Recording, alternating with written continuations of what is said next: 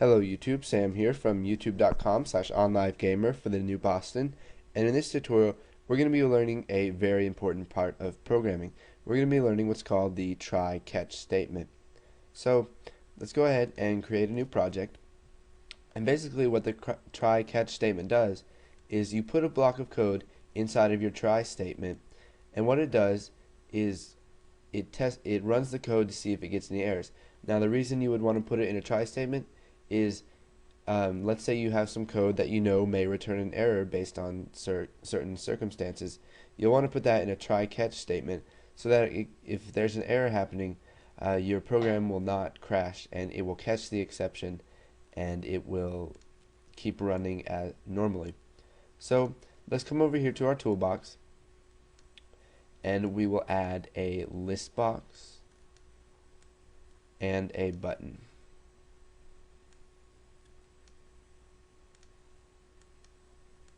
So we'll click button. So we'll set the text of button to add all, and we'll set the name to button add. So let's go ahead and double click on add all so it'll open up our form1 class, and let's go ahead and create an array. So private my array as integer, and let's go ahead and give it some values. So we will have 5, 4, 3, 2, and 1. Okay, so whenever they click add, it's going to add all of the items in the array to the list box. So for let's just do index as integer, and we'll set it equal to 0, and we want to go to what? Well, we have 0, 1, 2, 3, 4. So 0 to 4, what we want to do is listbox1 dot items dot add, and we'll go ahead and add my array at index.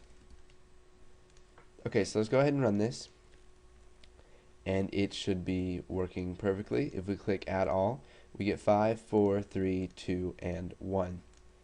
Now if we go from 0 to 5, we're going to get an out of bounds error, because this only goes 0, 1, 2, 3, 4, and if we try to access 5, so when we try to access index 5, we get what's called an out of bounds error, which means that you're trying to access some memory that isn't there. So let's go ahead and run this. And you can see that if we add all, the program freezes up and it's not working, and it crashes and it shows us an index out of range exception, and it was unhandled. And it says the index was out of bounds of the array.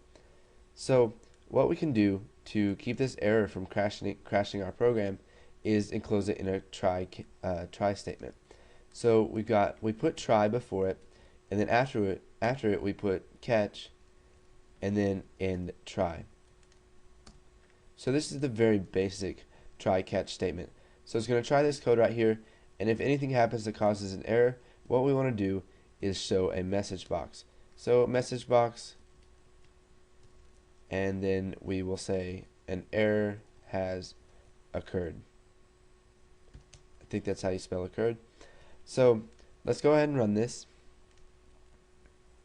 and you can see when we click add all, it says an error has occurred.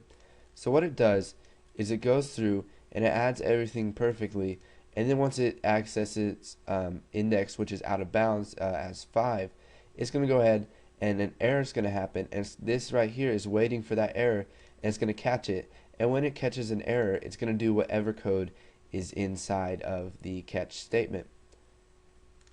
So we'll go ahead and run that again. So what happens is it runs perfectly fine and we get the results that we want, but then it stops itself before the program just crashes completely. So practice a couple try-catch statements. You may even be able to add them to a program that you've already made, which will make it run a lot better and it'll keep errors from happening. Well, the errors will still happen, they'll just be handled. So Once you've got the basics of the try catch down, go ahead and move on to the next tutorial, and we're going to be learning more about these.